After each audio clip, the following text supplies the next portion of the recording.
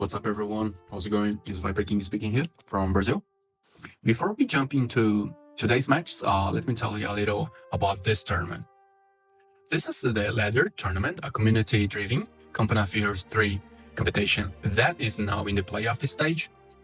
And the goal of this event isn't just to crown a champion, it's about bringing the community together and helping Company Affairs 3 continue to grow. Not only in Brazil, but in different countries as well. One thing that makes this tournament special is that it's not just for top-ranked players. We welcome players from all skill levels from around 1,000 to 1,600 ELO, for example. We believe great matches and great players exist at every level, and that is exactly what we are celebrating. The video we're about to see represents the energy dedication of our community. We hope it inspires more players to get involved and helps grow the global Company Affairs 3 community. This is an unofficial community event, but we hope it's only the beginning. Our vision is to organize even more tournaments in the future and eventually bring players from different countries together in the same competition. So sit back, enjoy the presentation, and let's get into the games. Hello everyone, I am Greyshot117, and today I'm doing something a little different. Today I am covering a 2v2 tournament. This is a Company Affairs 3 ladder tournament that has been put together by Viperkings. But I'm not alone. I am joined by N7 Shark. Say hello, and maybe introduce who else is here or in the game. Who else? Wait, who else? Oh yeah, I got you. Hey, first of all, really happy we get to do this together. I've seen your channel for years now, I feel like, but we've never actually collaborated. So thank you for including me. And then I guess I'll run through the intros here. So on the allied side, in red playing USF, we have Akele Old Uncle. I'll let you decide how you want to abbreviate that name. His teammate in purple playing Brits is ArcZeno JDSH. ArcZeno sounds good to me personally. And then opposite them, we have a mixed DAC team. In blue is Vitor playing the DAC. And did I say mixed DAC? I meant mixed axis. You know what I meant. And then in teal, we have Showtaro playing Wehrmacht. Yeah, see, nice balanced mixed teams here. Yeah, no, it is. And I'm glad you went over the names because I would have absolutely butchered them. So thank you very much for jumping on that sword. Sure. The honorary Portuguese attempter. How about that? That works. All right. And right now, I don't see any specific units. Battle group specific units. A little bit out of the ordinary. Maybe the British player going double Royal Engineer, but that makes sense. He went heavy armor battle group. Maybe he'll get some cheaper Royal Engineers out soon. Yeah, that's an interesting choice so early, because you don't get any battle group specific units, right? So there's not necessarily a reason to lock it in unless you have a very specific build order in mind and just want to minimize the micro attacks later in the game. Yeah. Right now, I will say, great job via ArcZeno. He's managed to suppress a Grenadier, though walks right into the MG42. So both sides have a suppressed unit. Oh, but I love this flank with the sappers, though. Yeah, this is beautiful. Oh, wonderful play on his part. And a full retreat. All right, ArcZeno gets the early win. That's fantastic positioning. Yeah, just immediately winning the left side of the map. Fortunately, Vitor is held up on the right side, so there's no fuel imbalance at the start. But yeah, that's excellent map control for the Brit player early. Okay, so that is again the allies on the at least on this bottom portion of the map is doing quite well. How is Akele doing up top against Vitor? It's been pretty balanced so far. Vitor has been able to kind of hold that fuel down. And actually, you see the builds are fairly balanced. Double scout for Old Uncle, which is a little unusual in a 2v2, but not a bad idea in terms of map control. The Jeep helping to, balance some of the engagements, and then 2 rifles. So look at this. Look at how aggressive his scout is, capping all the way up into mid. But it makes sense. You can cut off that fuel, and right now, any additional resources that Showtaro is able to take. Oh, but unfortunately, he does pull back. He doesn't want to lose the model. All right. But now, even though we had Arc Xeno going with that Real Engineer focus, now he's starting to pump out the infantry section. We got 3 squads coming out. That'll be out shortly. We got, on the flip side, for Akali, we got 3 riflemen. That'll be out in a moment. Fighting off right now, he's fighting, Vitor, with his double palm grenadier right on the start. Third one came on up, and Panzer Pioneer. We have ourselves. That was a big pickup under the Krogschützen. He focused it down with the Jeep and the rifles. Almost lost a rifle squad in the process, but the bonus that the Krogschützen gets when it hits Vet 1 can really tilt some infantry engagements. So picking that up early is a great sign for the Allies. Yeah, no, that thing is a speedy little thing, and you want to make sure you can pin that down. So great kill on the Allied part. Let's see here. Oh, wait. Palm Grenadiers very low infantry section trying to chase to pick it off. Will they be able to? It's very low. I think the luckiest Panzer Grenadiers ever. Yes, with barely any health, he manages to get back to base. So very lucky on his part. Yeah. The downside though is because he was spread out across the map, he actually lost a sapper to these Grens and MG42 on the left flank. Interesting as well that the Axis have reacted and are counter-capping the fuel on the opposite side. So no significant fuel advantage minus the outcome of this cutoff here. Yeah. Oh boy, he is going to just sit on this with 3 sections though. That's kind of gross. That's a lot of firepower in one direction, and as long as they can keep the Axis cut off, I mean, they're getting 3 fuel per turn. You're just not getting anything out of that situation. So they have to push up. And so far, looks like the Axis are, yeah.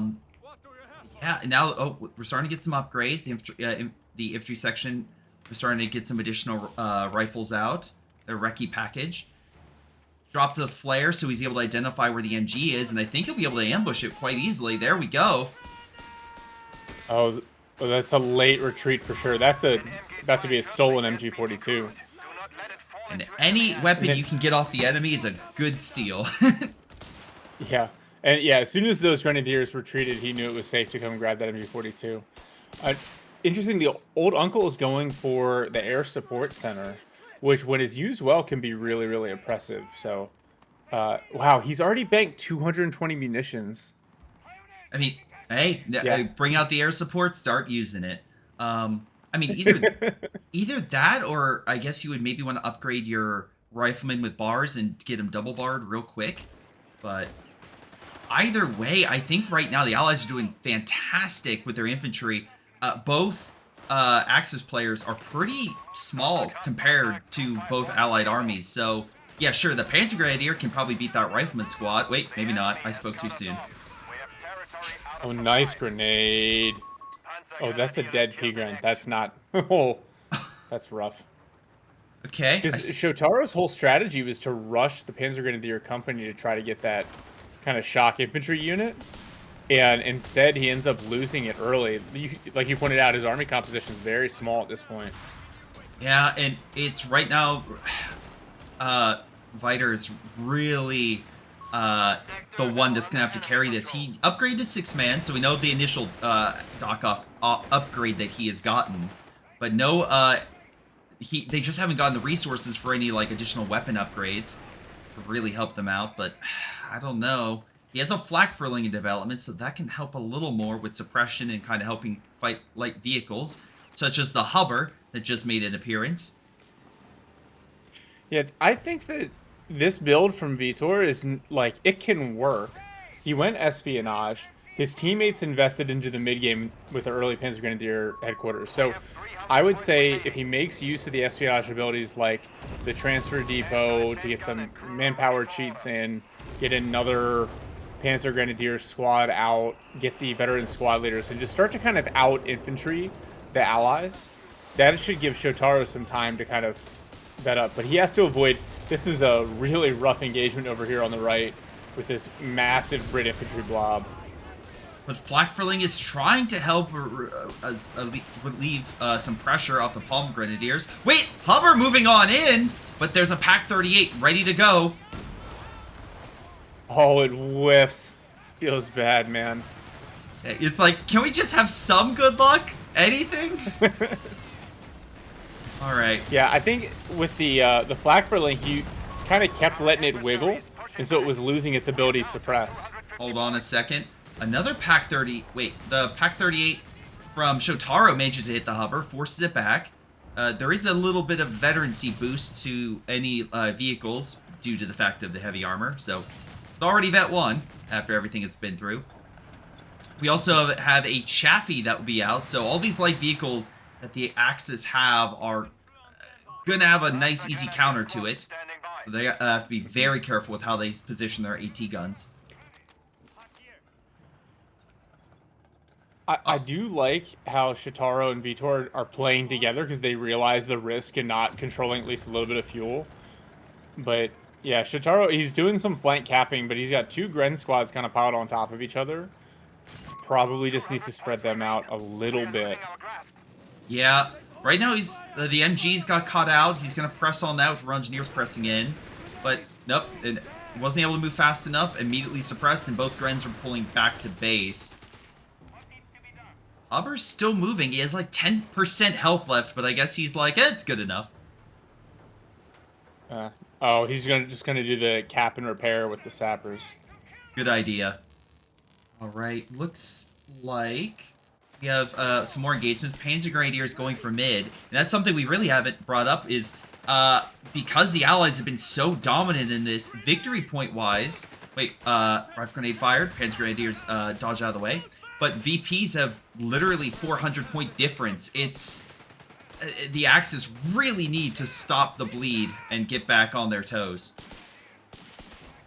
Yeah, they've right now nothing is capped, but if they end up on the triple cap again, it basically gives them 3 minutes. That's not enough time. They need to at least grab one of these VPs and hold it. Okay, real quick, Chaffee gave chase to the Flakverling. Flakverling managed to escape with about 20% health left, give or take. Pack 38's ready. Actually, Pack 40 moving on over to Sis. Again, I like the teamwork. You mentioned earlier that they bring over the double AT. They could absolutely keep the Chaffee away. But what's going to protect the AT guns from the riflemen as they slowly move up to the front? Alrighty. Yeah, now they're running into the problem of they've got a bunch of vehicles that need repairs, but they don't have the time or the engineers on the field to actually do the repairs. Hubbard trying to escape the Grenadier. I'm assuming Showtaro tried to get another Faustin, but just couldn't survive. The Circle of Doom made it easier for the Hubbard to hold him back and get some better shots in. And yeah, Hubbard manages to save itself. Oh, and Arc Zeno picked up another Wehrmacht Panzer Grenadier squad.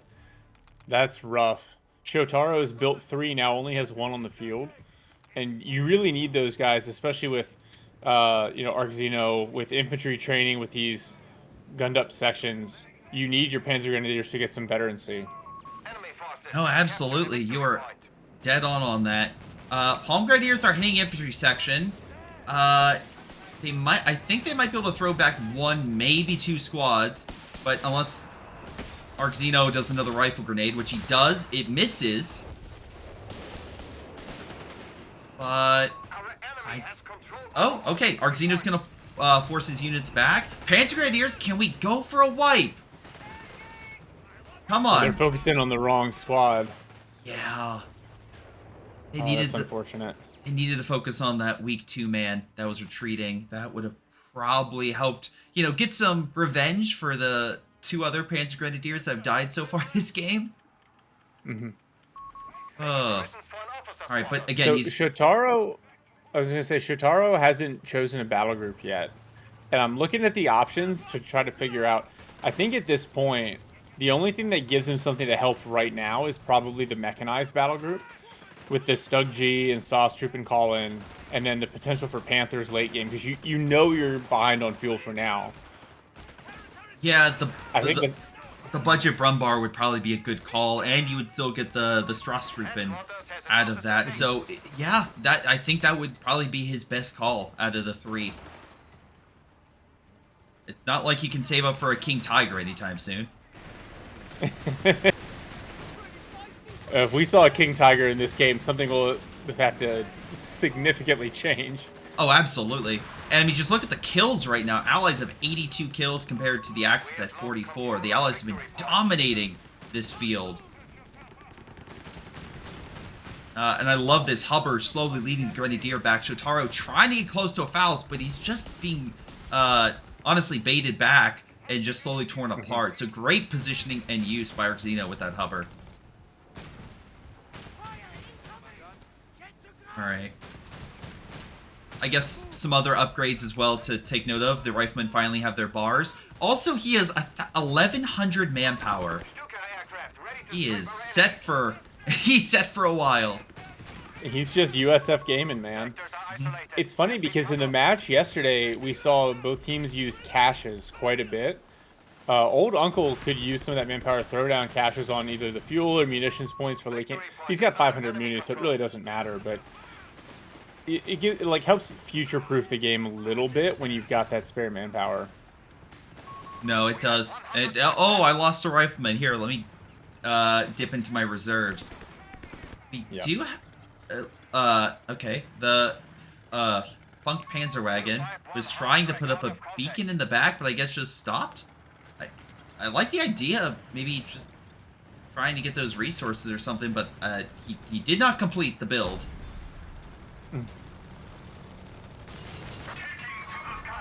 Oh, the subterfuge beacon? Yeah. Yeah. Yeah, that's a shame, because that can be super powerful, especially on this map. There are a couple of good spots to hide those. Absolutely. Here comes infantry section trying to flank the Pack 38, the MG, and the Flakverling. Looks like suppression comes on in. Oh, Showtaro went Luftwaffe. He did, yeah. Okay. Not what you recommended, but it does have that nice little cheap strike that can help suppress infantry. So I guess that came in handy. Yeah, I find the decision to bring in the Fallschirmjägers is interesting. I think at this point they're a little redundant with the Panzer Grenadiers. Like they have, you know, some benefits. They're a really good unit in ambush from cover, but I just feel like it's a little late. Again, you need them to get that veterancy to hold up to the late game allied infantry. Yeah. Wow, the Riflemen in mid do not care. They're charging the Grenadiers and the Flakverling, and now they're shredding. Grenadiers are having a real tough time holding up. Flakverling finally putting some damage in, forces them back. But it looks like Achilles going to be able to take mid.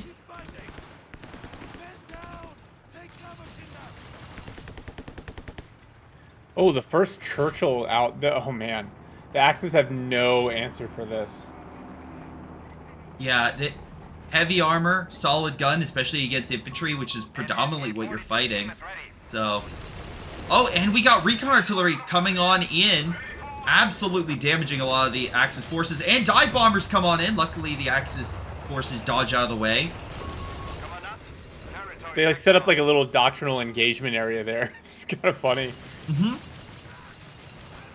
Flakverling trying to shoot down the plane, but alas, not hitting the infantry and gets AT grenaded. And the body lands on the Churchill. What a landing. Just Company of Heroes things. Oh, absolutely. It's always fun to see where the bodies land after they go flying hundreds of feet into the air. But, yeah, with 33 points remaining, the Axis lacking any sort of major armor, this is, I would say, GG. Wow, you are right on point. Okay. I did not mean for that to happen. I'm going to be very honest. But hey, that's how it goes. All right, so that is the first game, and that's going to be a win for Arxino and Ageli. So good win on their part. They're with one victory under their belt. That means that, let's see, unless I'm mistaken, this is a best of 3. So they just need to win one more, and they got this in the bag. Now, what's interesting about this tournament is that each of it's not, 2 games on one map and then an ace game on a second map. Each game, there's a new map. So this next game looks like it's going to be on El Alamein. which is nice because I do like having different environments that not only as a caster and of course people watching, it's nice to see the variety. But as someone who plays games, I feel like if you play the same game on the same map, it can be a little bit stale. A little bit repetitive. So yeah, it is very nice to get different types of gameplay battlefields that we could see in front of us. So excited to see how game 2 goes. Hopefully the Showtaro and Vitor are able to turn the tide and come back, but we shall see. Hello everyone, I'm Greyshot17, and today I am bringing you another Company of Heroes 3 replay. This is a 2v2. In this instance, we are fighting on LLMain. I am not just casting by myself. I am joined by N7Shark. N7Shark, if you want to introduce yourself, and as well, who is in this game? Hey, looking forward to game 2. One thing that's interesting, I'm going to intro the players, but the team's actually changed slightly, which I'll get into. But starting with on the allied side here, we have Vitor playing USF in teal. He's got free French, advanced infantry, and airborne available to him. His teammate Showtaro playing Brits in blue with Canadian, shock, air and sea, and heavy armor. Opposite them, playing Wehrmacht in red is Ayeasingg. He's already locked in the mechanized battle group. His new teammate, so Old Uncle, who played game 1, is, I guess, out, despite his fantastic Brit play, and has been replaced with Maiti, who's in purple playing DAC, and has already locked in armored support. So I wonder if this is going to be maybe a mistake to swap out teammates. Showtaro and Vitor had a rough first game, so they need to win this one to stay in the best of 3. No, absolutely.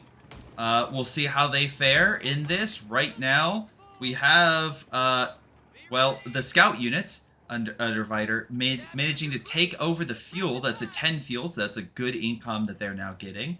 Allies are, Axis are a bit higher, and looks like they're trying to take it back.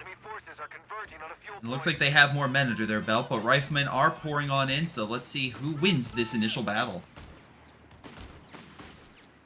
Yeah, I like what they're doing here with the crotchets and trying to kind of gain some veterancy and provide sight, but you do need to be careful because, you know, every time you tell the thing to move and then it fires, it faces the enemy to shoot. And so you can end up accidentally giving away some free hits, and you don't want to lose the crotchets and again. Ooh, speaking of early losses, Scout Squad picked off.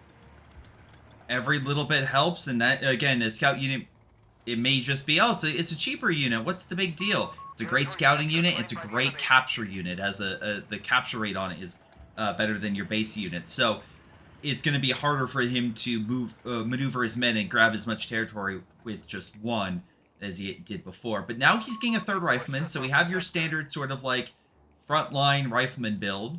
Showtaro is going with double infantry section with an MG, so similar to, I guess, what we saw in the previous game, where except just minus the 2 Royal Engineers. Let's see. Yeah, this is interesting. So Shotaro's really just been kind of like focusing on his side of the map, but meanwhile, Ayeasingg and Maiti are playing very much together through the left side, trying to make sure they lock down this +10 fuel as well as the big +16 muni point in the middle. And honestly, that could really help because, again, if you work together, it's essentially a 2v1. It's easier for you to overwhelm your enemy and take less losses. Here we go, an example. Ayeasingg uses his MG to suppress the rifleman counterattack that was coming, and now there's really nothing they can do. They have to pull back, and that's just going to give Ayeasingg and Maiti just more room to maneuver and grab more territory. Yeah, Vitor is honestly pretty lucky he didn't take more losses there. And you see Shotaro's starting to slide back into the middle. But I'm already worried for these guys. They're already down 1 game. And they're already kind of on the back foot here from like a map control and resource point of view. Yeah. Small little shout out. Vitor, I like the medical positioning because it helps both bases. So again, don't get 2, just get 1. And in this case, it covers both as they walk out. So great positioning there. And looks like we do have some support. Showtaro coming over to help. against Mighty, who has a clown car with a flamethrower. He has to pull back, but still that can be very annoying to have a unit that just pops up and shoots a flamethrower at you. Oh, yeah, these sappers. Fortunately, it's only Grenadiers shooting at them, so they'll probably be okay. Yeah, it looks like their retreat was favorable, moves away from the MG and the Grenadiers. Again, the cover on this map also prevented the Grenadiers from continuing fire. Something to point out, it looks like all the troops under Xeno just got veterancy, so we got that infantry officer upgrade. Which, every little bit helps. Was it Grenadiers, I believe, is a 10%, was it harder to hit for these guys, so every little bit. Yeah, let's see. Yeah, it's 10% harder to hit. And then obviously the med kits, which, you know, the Axis don't have a med bunker up yet. So those med kits, when you have 3 Grenadiers, super useful, not just for merge, but for keeping all the rest of your squads topped off on health. Yeah. Alrighty, right now it seems like it's sort of a again, we have some movement by Showtaro and Vitor on the left-hand side with the fuel. Mighty is trying to move in with his light vehicles, really just kind of annoying. He can quickly heal that light carrier, but Riflemen, unfortunately, don't have a way to heal on the front. Yeah, one thing that happened off on the side, Showtaro placed a mine on that +5 fuel. It actually caught Xeno's Kettenkrad. That's a nice pickup. Yeah. Mines win games. That's you don't know what you will get, but a mine can be the difference between stopping a vehicle coming on in or just maybe getting your troops out to safety. So always place mines if you can. Spare it anyway. All right. Looks like vehicle-wise, we have our first one out, and that's gonna be a Flakverling under Mighty. So he is moving on up. We still have the Kretschützen and the light carriers supporting in mid. I like the Kretschützen, again, doing that little bonus to decrease the effectiveness of infantry on the front, so that's going to be helpful as Xeno tries to press along the side. Yeah, the build order from Mighty, I think, is interesting. Armored support, you would normally expect to go like a tier 3 build, you know, with maybe 8 rods, Martyrs, Stuck D, rather than the Flakverling, but he also doesn't have a lot of infantry out. He invested into an early fuel cache, but other than that, he's been floating a ton of... Oh, there we go. Another Panzer Grenadier coming. He was floating almost 700 manpower. Okay. I mean, it's a lot to save on up. Hopefully, again, you can get something good, because you don't want to just... It's nice to have a reserve, but you also need to use it. You can't just... The enemy is going to keep producing units. You have to keep pace. And unless you're constantly killing them, they will very quickly overwhelm you. So, yeah, it's better to use it, especially in early game. But now on the Allied side, we have 2 vehicles, a Stuart and a Greyhound moving on up. Yeah, and no real AT to speak of on the Axis side. You know, there's the 221, which can be upgraded. You've got 1 Jaeger squad without a rifle upgrade yet. They could go for a Panzerschreck, but actually, he's getting the recon package on them. He wants to use the Jaegers as a main line. So the Stuart and the Greyhound could do a lot of work here. And actually, the Greyhound already picks up that 250. I just watched it KO. So that was a good chase by Vitor. Managed to knock out that unit and get away. So excellent kill on his part. Looks like he's heading to meet up with the Riflemen. Maybe he's scouting up the Muni just in case they don't get suppressed. And then that way he can launch an attack forward. Oh. Meanwhile, looks like the Stuart helped clear the Jaeger squad along the far side. So Showtaro is going to be able to use his infantry section row engineers to grab some much needed resources for him. This is so Mighty's gone for the Panzerjäger half-track call-in, which is an interesting choice. I don't feel like it really scales very well against the Stuart or the Greyhound. You know, like the Humber, 2 volleys from the Panzerjägers will kill it, but the Greyhound, especially with the armored skirts, the Stuart, they're just a little bit, the armor and the health pool is too high. So I feel like the Panzerjäger call-in, like, against a good opponent, is just a lot less effective against those vehicles. No, I agree, and usually the first, if you get a Greyhound, the first thing people get is that armor. The second thing is going to be the extra machine gun. So I almost, it's like, if you see a Greyhound, just expect it's going to have those upgrades. And immediately the Greyhound just puts down, I think with Rifleman support, the crowd shoots in. So good kill. Yeah, it just got melted there. I had to check to see if Vitor had gotten heavy barrels with the damage it was doing, but no upgrades yet. He has gone mechanized support center though, so hopefully we'll see some of those upgrades. I think that support center plays really, really nicely now. I do like, again, Mighty managed to pop out his Panzerjäger squad. The light carrier was very close to dying thanks to the Stuart. Some other things to note. The other two battle groups have been picked. We got the Free French that have been chosen. Already going, was it Zone Rouge?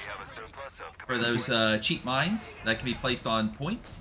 And then we have Air and Sea with commandos and cheaper caches. Sowing mines on this sector, Commander. Yeah, first cache, actually 2 caches down for Showtaro, and he's got 500 manpower, so I feel like we're likely to see another one here. Probably, and he can just keep, he just picks the location and it automatically builds. That's the fantastic part of Air and Sea. He's got a third one going down now. Okay. Well, the Axis actually do have their own caches. Looks like Mighty has managed to put down 2 caches, one with a very high fuel income. So that's 5 extra fuel per turn. That is very nice to see. But the Allies are still getting more. They have 46 fuel per turn. They're going to be able to afford some very good armor here soon. And especially with the American player being able to pump out Char B1s, that could be a very bad situation for the Axis to deal with. So they need to make sure they have plenty of AT options soon. Yeah, I feel like Shotaro's early decision to kind of leave Vitor to handle the 2v1 is actually paying off. They've controlled this right side of the map, and now that he's been able to rotate back into mid, they're not in the lead in VPs yet, but definitely in the lead in terms of map control and, like you pointed out, resource control. Yep. Oh, wait, great shot by that. That's a dead Stuart. That's gotta be. Smoke was dropped. They had to fire through it. Luckily, luck was on his side. He managed to get away. MG is suppressing the infantry, so they could not close the gap for additional sight. Although it looks like Jaeger squads are flanking, and he has 3 now. So either they, so he has a good amount of anti-infantry firepower with those Jaeger squads. Again, they have good sight, good range. The only thing they lack is AT, but otherwise they're really solid infantry, especially if you're just trying to scout. I mean, it's a good build. Martyrs are very good at countering most allied armor, you know, until you get like the really heavy variants that, and even the Char. I like the Martyrs as a counter to the Char over some of the other options that they have. So No, that's fair, and especially with their range. It's just the biggest thing about them is the lower armor. But again, if you can keep the enemy away and you're just not overwhelmed, they can absolutely deal damage from afar and just slowly pick apart enemy armor. Like this Stuart that is attempting to hit the Jaeger squad, but the Martyrs get positioning again. Okay, Stuart has to be very careful how he approaches. got some Soviet minesweeping going on. Oh, listen, he can't afford a sweeper with 130 muni, alright? He can't. He has to use the men. I wish he had kept 1 or 2 of his Gren squads. Something to screen for the Martyr in case it gets pushed. Or to snare enemy vehicles. But it's still not a bad army composition going into the mid-game for Arxino. Yeah. Not oh nice use. Commandos get on into the fight. Jaeger squads having to pull back. Whirlwind though manages to hit it and forces the commando squad back. The lucky thing about the commando, it is low on health, but it hasn't lost all that many models. It won't, oh, never mind, lost 2 overall. Stuart moving out on the Whirlwind. Can we get a Stuart kill? Who shoots next? Wow. The Stuart goes down, but the 6-pounder trades out the Whirlwind. I think you'll take that trade all day as a Brit player. Yeah, that was a good trade on each other's parts. Whirlwind is no longer a threat to the infantry, so, I mean, the infantry section and commandos can operate a little bit more freely. The TDs are a little bit more vulnerable. So yeah, good trade there. Meanwhile, on the other side, the Greyhound's still alive, causing some havoc against Mighty. Mighty's moving over a Pack 38 to try to assist to keep that thing back. And we have an M1 as well. So both sides have AT even down range, so any armor that moves up is going to have a problem. And now we have our first, like, proper tank. Panzer III has moved on up, thanks to Mighty. See if it can make any interesting plays. Vitor will have another tank here very soon. He's got plenty of fuel, basically, to buy whatever he wants, just waiting on some manpower. What do you think here? Do you think the Char? I honestly, I think the Char would be a good choice. Because I'm just looking, the Martyrs are a threat, but as long as you have AT to guard them, hold on, I'm sorry. Greyhound being chased by the 221 and Panzer III. Greyhound does go down, but Rifleman throw an AT grenade on the 221. And put that down. That one, I would say, I probably, Mighty is happy that I was able to kill the Greyhound. I would say that was a better trade for him. Yeah, for sure. Again, it's not like Vitor is currently down on AT. His AT gun was under threat by the Palm Grenadier, but Rifleman should be able to kill it. Oh boy. Yeah, that's a rough retreat path. And man, the army composition, you just look at the size, the pop cap difference, very much shifting in favor of the Allies right now. Absolutely. And with their resource income, they can just start spamming tanks here whenever they want. And we have another issue. Flak Furling very low, got AT grenade by 2 infantry section. It is trying to get out of there, but small arms fire does enough and brings down the light vehicle. Nice grenade exchanges from both teams here in the middle. Yeah, I see the AT gun got stunned, so it's trying to get away, but it's too slow, and the flamethrower was able to finish off the AT gun. So, honestly, the Axis needed some kills, so killing that AT gun, and it looks like weakening Shotaro's army, not a bad choice. At least he's been brought down a bit to help kind of even things out between the two.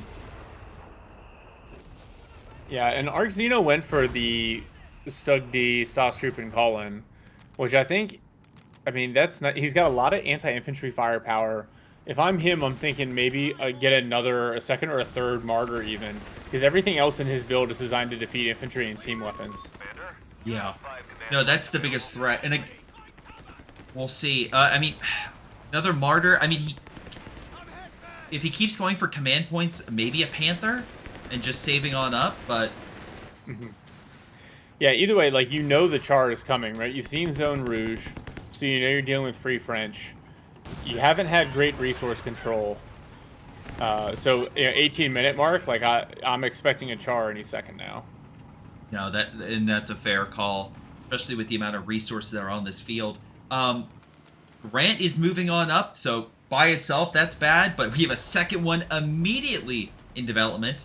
So Showtaro is going to very quickly have a lot of very solid armor on the field, and it's not even discounting the Char B1, which has just made an appearance.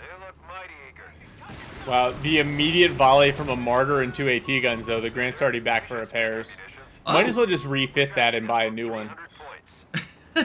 Well, never mind. I take back what I said. The Grant was not as effective as I thought it would be, so... Unfortunately, just walked right into a pack wall. The other thing is, Shotaro's got enough resources. He can also immediately go for armored vehicle training here, which might be helpful considering you're going to start dealing with late game Axis armor. And the Grant's just not the powerhouse that it used to be. No, if you get enough of them in a line, it can be very solid. But again, the Martyrs could be also a very solid counterattack to hit those Grants as they are moving up. One catch, here comes the Char B1. It's backed up by an AT gun, which is focusing on the Stug. But luckily, the Stug has been very much enjoying its front armor, and most shots have bounced. Oh, Oh, a Jaeger squad goes down on the flank. Oh, Probably a really nice rifle grenade from Showtaro. good job there. Also, Charbee is about to pick this Pack 38, but we have another AT gun that forces it away, but that AT gun is like one random artillery shot for the British artillery, and it's gone. Oh, okay. They've captured a victory point. Actually, can you tell me if Mighty, what upgrades Mighty is gone, if any, for his army through the Africa Corps? Actually, so he hasn't. Oh, okay. Yeah. I'm sorry. He just upgraded tungsten core, so no tier 1 or tier 2 upgrade. But tungsten core ammo, which actually I think is really nice when you're dealing with massed allied mediums. Yeah. Enemy forces are Right now, again, they don't know how many, but we have 3 grants on the field right now. That is, I mean, they're going to need some additional firepower to help bring down that many allied armored units, especially if they go with the armored vehicle training, which I suspect Showtaro should be getting soon. Also, we got a Hellcat, we got ourselves a Charbee 1. Allies looking very solid with their armored force. Yeah, and actually they still have pretty substantial infantry, so you can't even like overly rely on AT guns to deal with it. I think, you know, and we can see all of this, and Maiti doesn't have the intel that he needs. But this might not be a bad situation to actually side tech Mechanized Support Company to get his own martyrs. Because those martyrs with the tungsten core ammo are very, very strong against these kinds of allied medium spam builds. Absolutely. And Mighty is actually the one launches the attack into allied territory. Commandos are making quick work of the infantry, and AT guns force the Panzer IIIs back. Palm Grenadiers... Oh no, these Panzer Grenadiers. Oh. Yeah, and Well. that's unfortunate. And now Commandos are rushing in on the martyrs, revealing them to the allies, so the AT guns can start going to work. Oh, and now we have air support coming rocket in. loiter. Oh, that does so much damage to those martyrs. Kills a Panzer III. It's the front line's not looking good. Unless I'm mistaken, that Panzer III just friendly fired the martyr because Commandos were so close to it. Stu D might die here. There it goes. Oh, that hurts. That's rough. Skill planes for the win.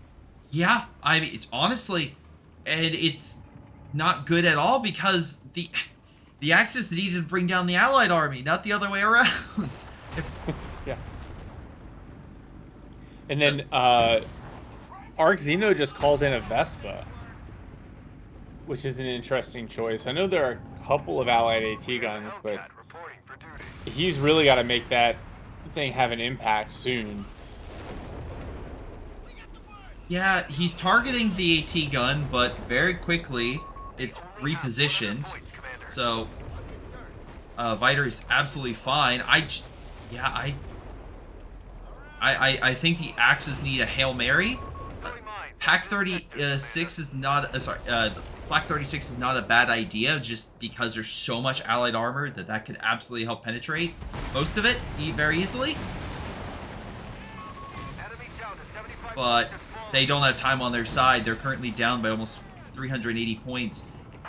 We have the Grants pushing into the base. Martyrs repositioning to try to stop them. But they don't have sight, so they can't really do too much. Yeah, and the downside to that Flak 36 is like it doesn't get the bonus from the tungsten core ammo. So, oh yeah, this is tough. Yeah, it'll be beneficial if they can use it the right way, but the problem is they need to get on a VP now. They're down to basically 30 seconds, and I don't know that they have. If you look at the setup here, these Grants on the right flank, Hellcats in the middle, Char, MGs, and rifles on the left. I don't know why the Char's in a ditch, but yes, I do see that in the middle. I guess it got stuck there. Here we go. Flak 36 is set up in mid. Riflemen immediately rush up to it because there's nothing protecting it. Yeah, it's too late. They're about to run out of VPs. GG. All right. I'm impressed that Showtaro and Vitor came back. They had a really rough first game, but they won in pretty convincing fashion this time around.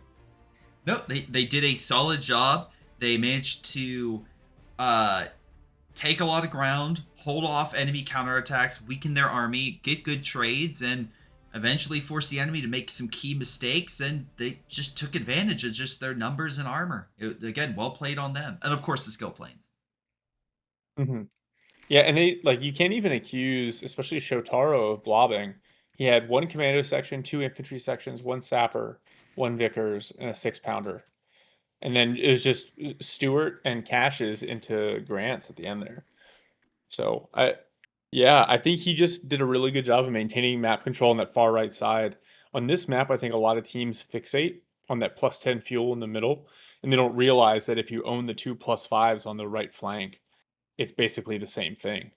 And so Shotaro grabbing that early, I think made a huge difference. And then his teammate just holding up to the early 2v1, actually coming out with a positive KD by the end of the game was really, really important in helping them see this one through. I absolutely agree. Again, just usually in a 2v1, I always picture someone in chat being like, help me, or something like I need help. But in this case, they did a really good job of like, all right, I don't mind. I'll hold them off. I can do this without taking heavy losses or anything like that. You do that because if you take that territory, we can win this. And they pulled through. So awesome part on there. And we're going into game 3. So both sides have gotten a victory. Let's see who prevails in the final game.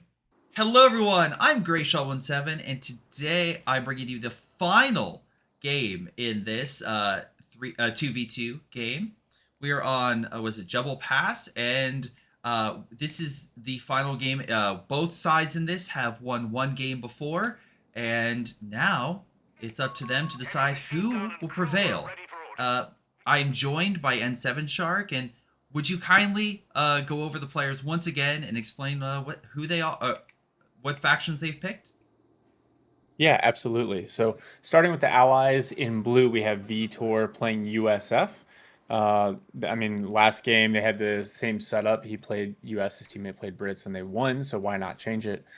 So in this case, he's got advanced infantry, special operations in the airborne battle group. His teammate Showtaro in teal is playing the Brits. He's got Polish cavalry, Canadian shock, and heavy armor. One thing that I wanted to note is that one of the rules for this tournament is that you can't use the same battle group twice. So in this case, you see Aaron C. and forgive me, I can't remember what he what The Free Vitor French chose have been previously. picked. Free French, thank you. Yeah, they're not even in the deck for this one. All right. And then Maiti and Arc Xeno, double DAC here, Maiti in red, Arc Xeno in purple, and they've already locked in their choices. Maiti has gone Panzerjäger Command, and Arc Xeno has gone for Elite Troops, everybody's favorite DAC battle group. Oh yeah, can't wait for the Car 98s to appear. I can, but I will say Panzerjäger Command is a little bit interesting. I don't know, not the one necessarily I would pick, but maybe we have a good grenade option or mines or upgrade Jaegers. I'm actually curious to see how Mighty kind of uses this. Yeah, there are some nice things about the battle group. I know they nerfed kind of the anti-tank artillery, but Yeah. the mine abilities are really, really nice and very potent. And then the shock criticals that you can get are also, that's a really nice ability if you know when and how to time it. So it can be used well. It's not necessarily the most optimized stack battle group, but it's not a bad one. I think it's just underused. All right. Battle's going on in a minute. It looks like Mighty was able to help push back some of the riflemen that Vitor moved on up. Riflemen very low. Palm Grenadiers engaging. Meanwhile, we have Ace Zeno as well engaging. Good grenade against him, though. Yeah, just a little late on the dodge. All right, well, we do have a rifleman squad that did perish. And the Palm Grenadier squad that was also very low did make it out alive. So I thought it was going to be an even, like both sides lost a frontline unit, but nope. Only Vitor lost his rifleman. Yeah, both DAC players have already teched as well, which is interesting. I think. I mean, it's maybe a little bit more normal in 2v2 because you necessarily don't need the same amount of infantry mass as you do in 1v1. But normally, I think you see players build out their army just a little bit more before teching. Because if you look at the fuel income, like, yeah, you've got that building, but you can't actually spend the resources on anything because you don't have enough fuel. So just kind of interesting in terms of timing. I think they both have very set build orders. The fact that they locked in their battle groups so early, they have a plan for what they want to do, and now it's just up to them to execute. Unfortunately, it's not going to plan, if I had to guess. Right now, 3/4 of the map are currently under Allied control. So, not a great situation to be in. I guess the positive right now is they're still working together. We can see here that Maiti's kind of moved over to help Arxino out with healing and helping bring the Palm Grenadiers up to full health. And looks like he's just going to bring out the truck to kind of rapidly deploy them onto the front. And hopefully keep up the battle and reinforcing them without the allies picking apart that truck. Riflemen are doing their best on the far side to keep Arxino contained. But the grenade missed. Palm Grenadier trying to engage with the Car 98s.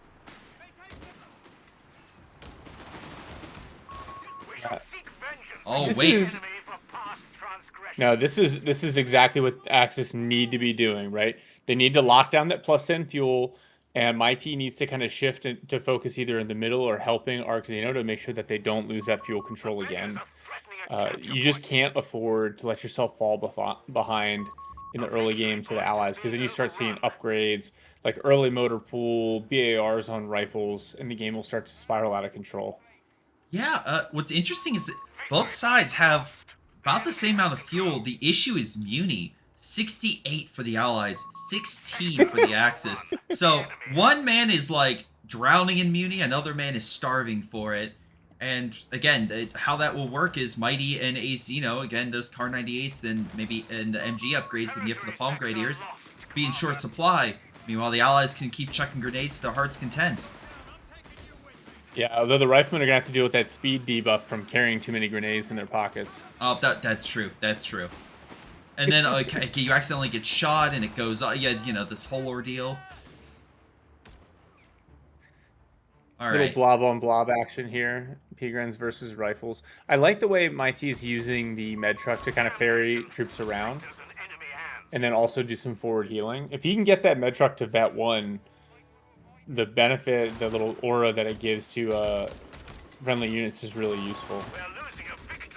Every little bit that can help. And right now, again, he's trying to take that manpower point. He does get it. He's going to pull back. There is a rifleman blob, I'll be very honest. They are in close proximity to each other and slowly moving on in. But so too do we have a Palm Grenadier blob via Arxino. Mm-hmm. He's also gone for the ISG call-in, or the LEIG call-in.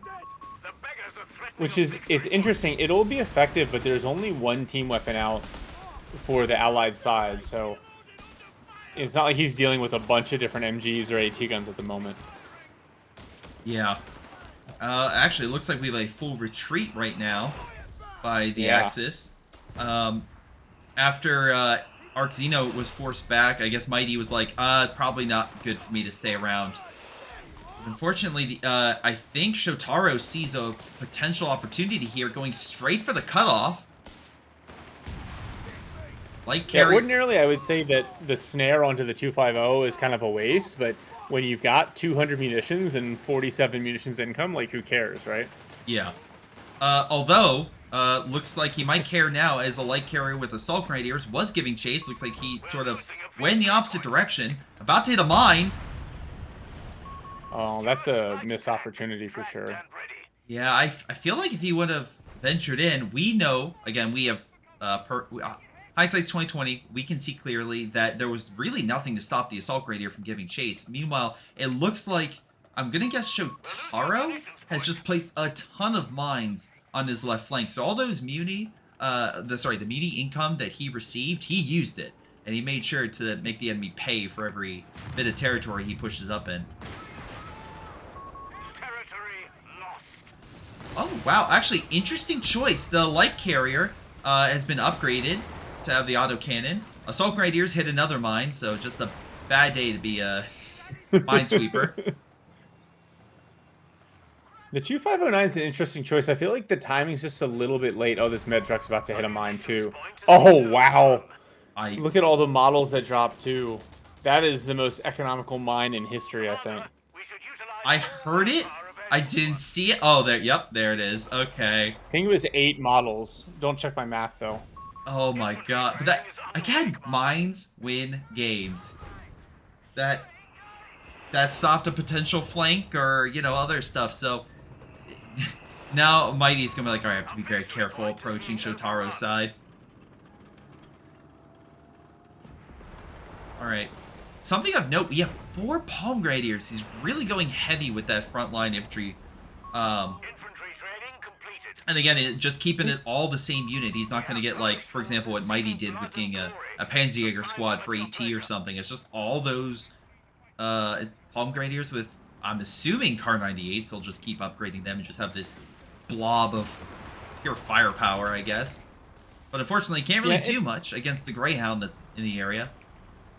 It's not the most exciting build, but when you're behind on fuel control, it's efficient, right? Because the Panzer Grenadiers will trade well, especially when you use them in a blob like this against the U.S. infantry, and then you're not spending any real fuel, so it allows you to get to that tier 4 a little bit sooner. Yeah, grenades are exchanged between both sides. Mostly missed. But the riflemen are forced back at the very least. Greyhound's still firing shots at them. Most of them are okay. Maybe the light carry can move up and maybe do some healing. Pack 38 was just out of range. Yeah. Alright. Mighty's off the front for the moment as Showtaro locks down that territory. And actually, the Stuart got the command ability, so it's actually boosting the infantry section. And not just that, the infantry section, unless I'm mistaken, also got the infantry training. They did. So these guys are as strong as they could potentially get without getting, you know, 3 veterancy points or 3 stars. That's going to be a real hard fight for Mighty to come out of the base and deal with. Yeah, I really like this upgrade for the Stuart, right? You don't get the benefit of the free repairs and the smoke, but if you're playing heavily with infantry, it buffs everything, and it gives you the extra vision, which is really nice. Yeah, and the Polish forces are there, so they have the AT. They can deal with that armored car, and they absolutely do with ease. They do. Yeah, you called that one. All right, luckily we do have Arczino trying to come over to assist, but not enough to, you know, save any of the units. Unfortunately, Carrier's still dead. But he is going to move in. Maybe he can at least stop the bleed. Axes are currently down by over 300 points. They need to start grabbing victory points and holding on to them. I know that looked rough, but at least Mighty got out of the base lock. This is a map where it's very easy to get base locked if you have like a rough early game. And so at least he's out pushing out onto the left side of the map now. Absolutely fair. And actually, we got Mighty moving on up with a Jaeger squad with a Shrek. Unfortunately, not able to stay in range of the Stuart. Stuart's able to just keep pulling back. Oh, Showtaro is floating 1,000 manpower. Again, just absolute wild resource control, manpower bleed control. All right.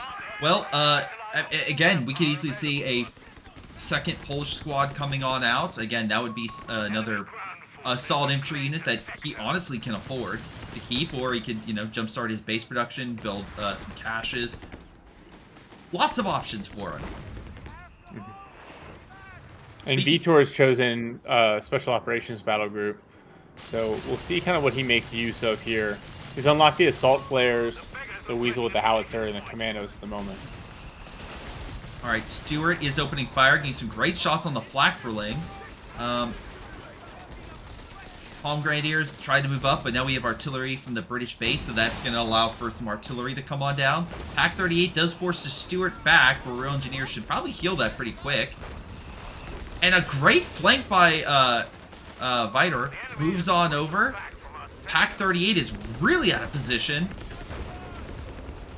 Yeah, he read this really, really well because Maiti and Xeno, they tried to kind of push together onto the left side, and Vitor's just taking all of that space on the opposite side, capping the fuel, pushing on the +16 Muni, getting some good wipes. Very nicely played. Yeah, Reifman managed to help hold back a light carry with the Assault Grenadiers, so... Oh, but Reifman... They're gonna pay for it, though. Oh, yeah, he will. Oh. Yeah, free bar. Mm-hmm. Let's see. But so far, the light vehicles have proven pretty successful for the Allies. I think they've used them pretty well to try to maneuver around and hit the enemy where it hurts or support the main frontline force of infantry. Some butterfly bombs coming in. Interesting. Okay. Place more mines on top of where we know mines have been laid before. Okay, interesting choice.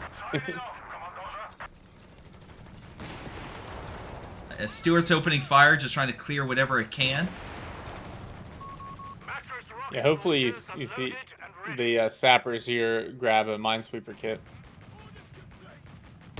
Yeah, I feel like they need a sweeper to try to cover this area. All right. By the way, did you mention the American player going mechanized? No, he went. Oh yeah, mechanized support center. Yes, he did. Okay, good. I just saw that there's the repair station toward the right manpower point, so that's probably why his Greyhound's just immediately getting back up. If it takes any damage at all. Oh, Showtaro's got a Crusader out now.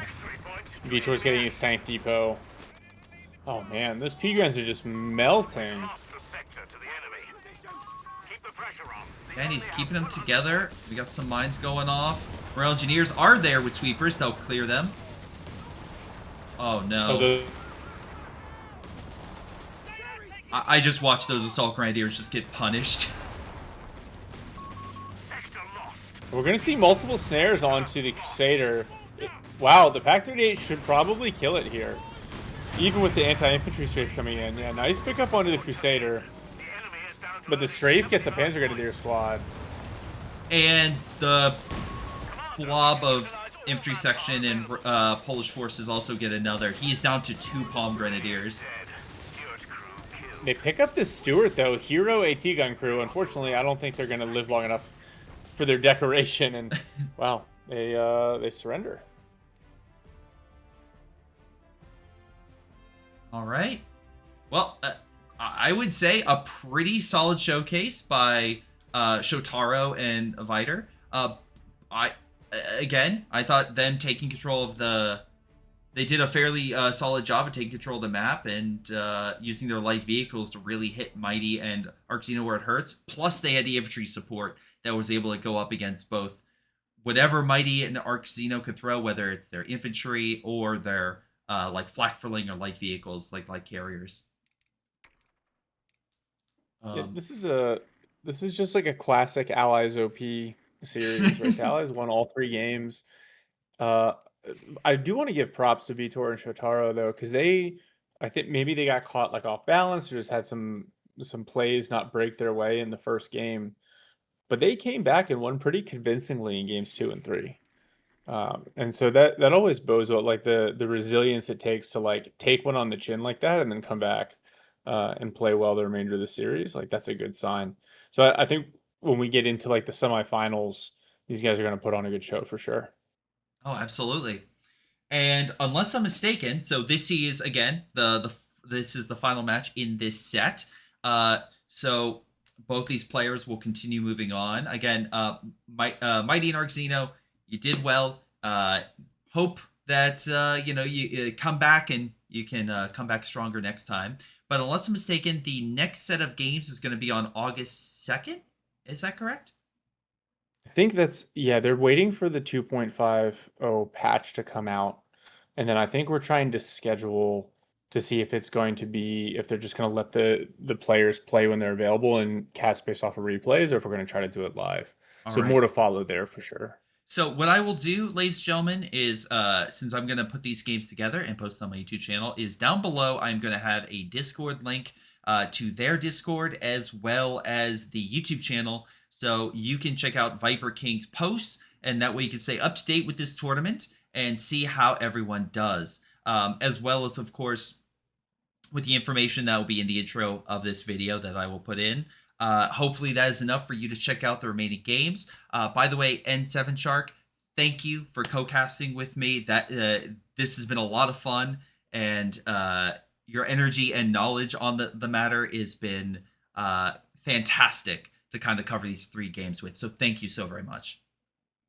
Hey, thank you for having me. This was a blast. I'm looking forward to seeing the follow-up matches in this tournament for sure. Absolutely. So again, check out the links down below for additional content. Again, shout out to all the players. Shout out to Viper King for putting this whole thing together. And hopefully you guys enjoy the final matches coming up soon. So thank you for watching, and we'll see you guys then.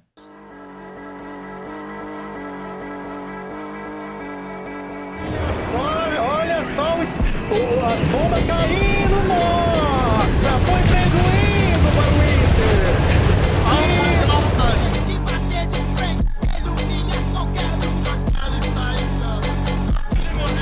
Vai sobrevivendo pro lateral, e poderia fazer uma avançada para o Totallynormaldexter, vai recuando, correu para o arqueiro, vai perder a tela, vai perder o tanque dos bons e eles vai avançando sem tempo. O Cruzeiro levou fazer 3. O Showtaro começou a lançar com seus counters. Vai levar mais um. Cruzeiro levou mais um. Agora é perigoso. Talvez a última ofensiva. Querem entrar com tudo. O Showtaro tá destruindo tudo com seus counters. Cruzeiro vai pra cima do direto. Vai levar esse P3, hein? 3 Cruzeiro direto. Levou o P3 prejuízo. Olha isso passando ali, você não perde nada. Também levou o P3. Prejuízo agora com ele.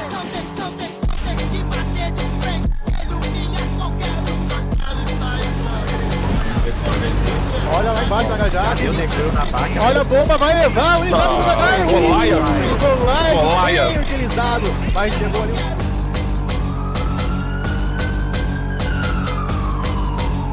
Nossa, uma mimposa lá. Mas que jogada foi essa do Infiel, hein?